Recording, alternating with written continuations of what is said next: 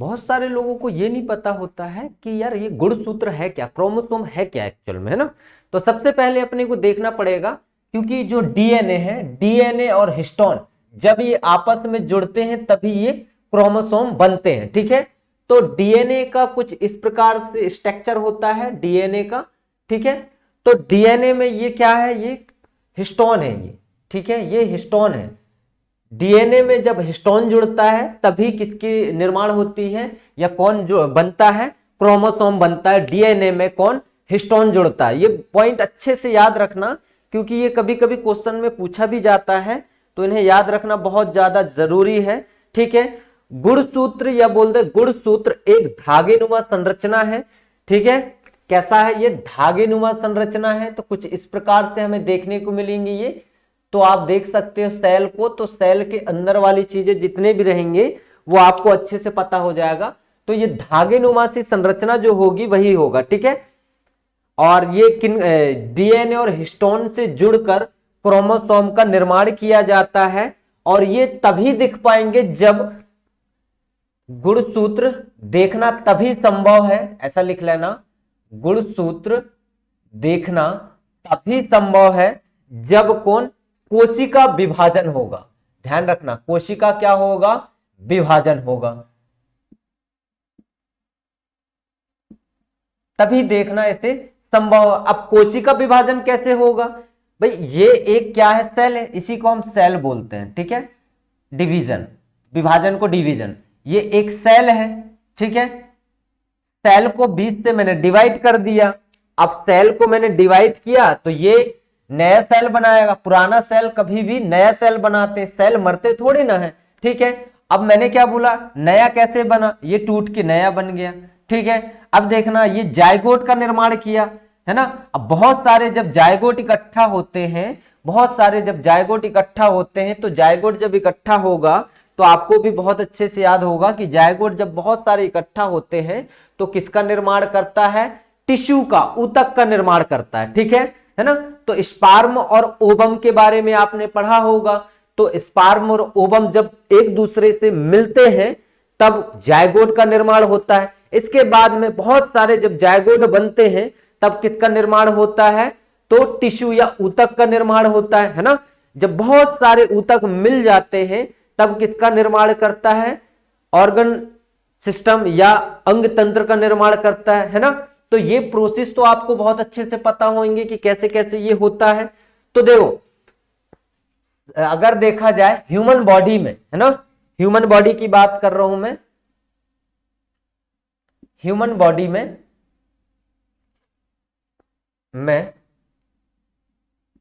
गुणसूत्र, human body में, हमारे बॉडी में गुणसूत्र जोड़ी में पाए जाते हैं, ठीक है। 23 जोड़ी होता है टोटल मिला के, कितनी जोड़ी पाए जाते हैं, 23 जोड़ी। समझना, यही बता रहा हूं, बहुत अच्छे से समझना, है ना। 23 जोड़ी पाए जाते हैं। अब ये 23 जोड़ी दो प्रकार से है, एक तो होगा ऑटोसोम, ठीक है, एक क्या होगा, ऑटोसोम, ठीक है, और एक को कहा जाता है एलोसोम।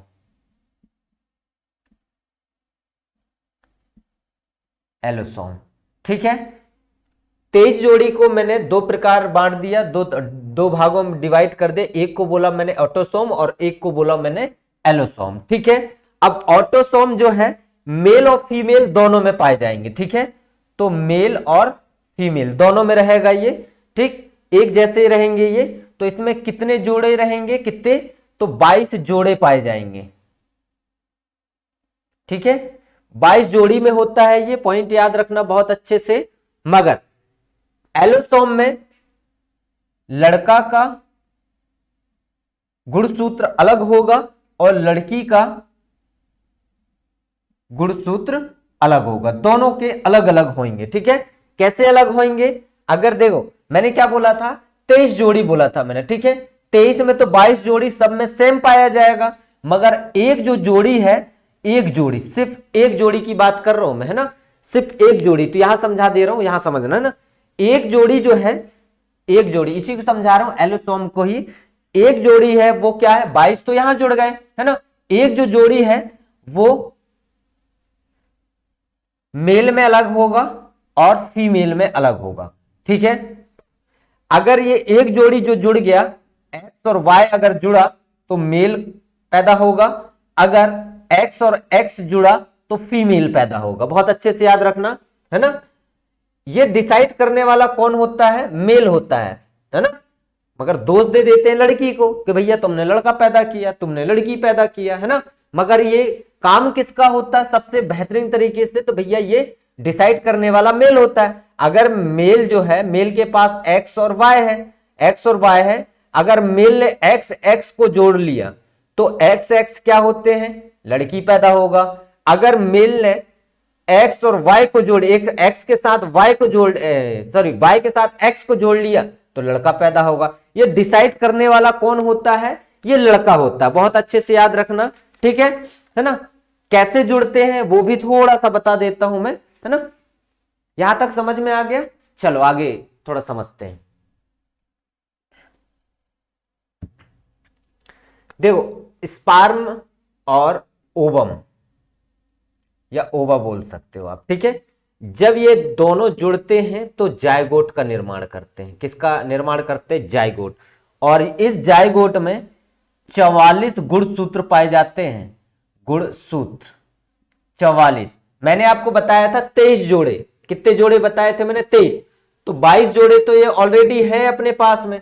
ये 22 जोड़ी है तो 22 को डबल कर दो तो 44 हो गया। तो 44 ऑटोसोम हर एक जायगोट में पाया जाएगा, ठीक है। इसके बाद में ये डिसाइड करेगा कि भैया ये किस तरीके से ये बनेगा, है ना, ठीक है। इसके बाद में टिश्यू बनता है, ऊतक जिसे हम बोलते हैं, ऊतक बना, ठीक है। ऊतक के बाद अंग बना, ठीक है। अंग के बाद अंग सिस्टम बना, अंग तंत्र बोल सकते हैं, ठीक है। इसके बाद में जो है सजीव बॉडी बनेगा।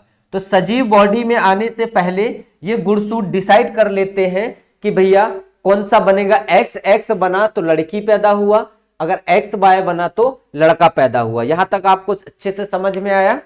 चलो ठीक है। इसके बाद में ये डिसाइड तो हो गया कि लड़की पैदा होगा तो क्या क्या, क्या गुणसूत्र बनेगा, और लड़का पैदा होगा तो क्या गुणसूत्र बनेगा। क्रोमोसोम क्या होते हैं? डीएनए और हिस्टोन। जब डीएनए में हिस्टोन जुड़ता है तब क्रोमोसोम का निर्माण होता है। ये बहुत अच्छे से पता है, ठीक है। और ये कब दिखते हैं? गुणसूत्र के विभाजन के समय में दिखते हैं, है ना। अगर ह्यूमन बॉडी की बात करूं तो ह्यूमन बॉडी में गुणसूत्र 23 जोड़े होते हैं, जिसे मैंने दो प्रकार हैं इसके, ऑटोसोम और एलोसोम। ऑटोसोम में मेल और फीमेल में सेम जोड़े पाए जाते हैं, 22 जोड़ी पाए जाएंगे, ठीक है, क्या गुणसूत्र। मगर एलोसोम में लड़का और लड़की दोनों में अलग अलग गुणसूत्र पाए जाएंगे, ठीक है। वो डिसाइड करेगा इस तरीके से। समझ में आया यहां तक?